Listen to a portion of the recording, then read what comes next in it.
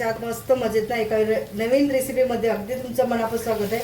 आज मी मस्त बनवणारे झटकीपट वांग्याचं भरीत। वेळ न घालवता आपण रेसिपी बनवायला स्टार्ट करूया। आज बनवते मस्त असं वांग्याचं भरीत। एक कांदा घेतलेला, कोथिंबीर आहे, लाल तिखट आहे, मीठ, हळद, गरम मसाला आणि शेंगदाण्याचे कूट आहे। यामध्ये हिरवं वाटण केले, यामध्ये खोबरं आहे, लसूण आहे, अद्रक आहे, जिरं आहे आणि कोथिंबीर आहे। छान असं वाटण केलेलं आहे आणि आपले वांगे सुद्धा स्वच्छ धुवून चिरून घेतलेले 4 वांगे आहे। 4 वांग्याचं मी भरीत करणार आहे।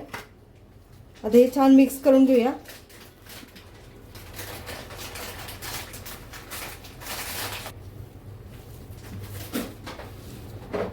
छान असं एकजीव करून घ्यायचे। आपले मसाले सगळीकडे आपल्या मसाल्याकडे लागतील, सगळे एकत्र एकजीव होईल। यामध्ये आता थोडंसं तेल सुद्धा घालून घेणार आहे।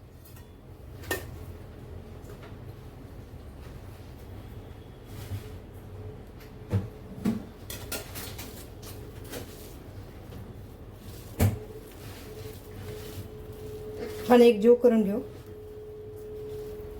वांग्यांमध्ये असे बरोबर चिरून घ्यायचे आहेत वांगे। 4 फोडे केलेले आहेत।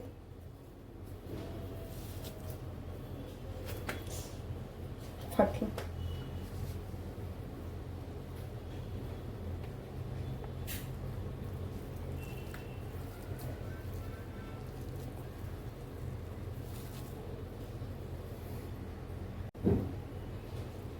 छानसं वांगी भरून घ्यायचे आपण।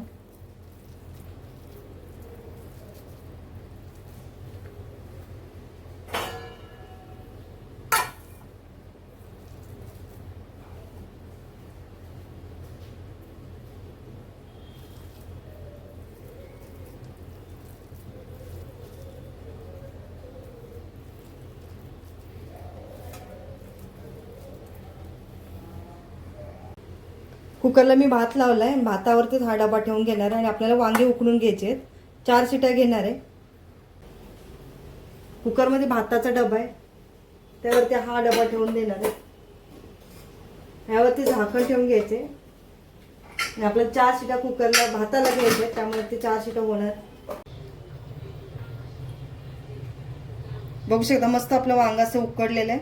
आता या वांग्याला जिरा आणि कढीपत्त्याची फोडणी देणार आहे। आपलं तेल सुद्धा बाजूला तापले,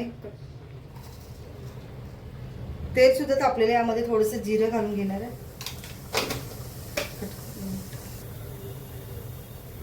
आपला वांग भरून उरलेला जे मसाला होता तो सुद्धा घालून घेणार आहे।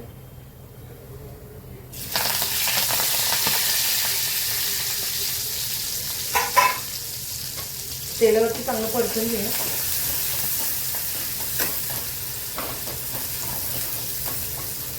यामध्ये जे उकडून घेते ती वांगी घालून घ्यायचे। तुम्ही डायरेक्ट कढईत सुद्धा टाकू शकता।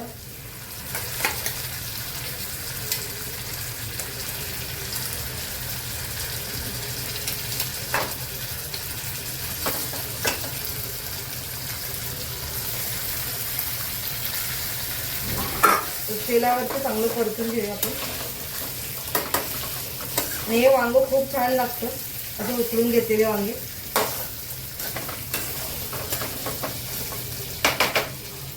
हा जो मसाला आहे तो सुद्धा घालून घेणार आहे आणि आपली वांगी शिजले, त्यामुळे आता मी यामध्ये पाणी काही घालणार नाही। असंच आपल्याला वाफेवरती परतून घ्यायचं।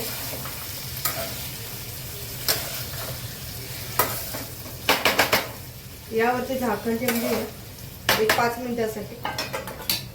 चला आता मी झाकण काढून घेणार आहे। वांग आपलं छान परतलेलं आहे, तेल सुद्धा छान सुटलेलं आहे।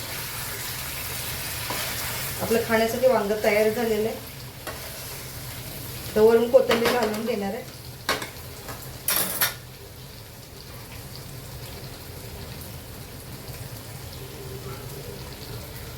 बघू शकता मस्त खाण्यासाठी आपलं वांग भरीत तयार झाले झटकीपट। रेसिपी आवडल्यास लाईक करा, शेअर करा। चॅनलवरती नवीन असलं तर सबस्क्राईब करायला विसरू नका। व्हिडिओ पूर्ण बघितल्याबद्दल तुमचा धन्यवाद।